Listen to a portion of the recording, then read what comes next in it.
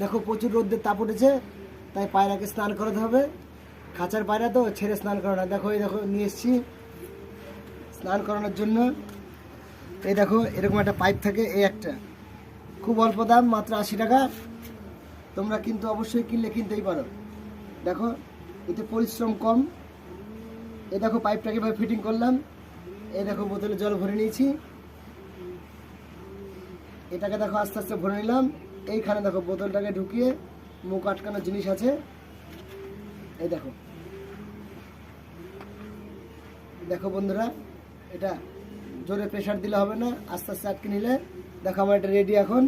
এই দেখো দেখো বন্ধুরা, এই দেখো স্প্রে হচ্ছে জল। এই দেখো দেখতে পাচ্ছ বন্ধুরা, দেখো দেখো এটা ঘুরে নিলে কিভাবে জল যাচ্ছে।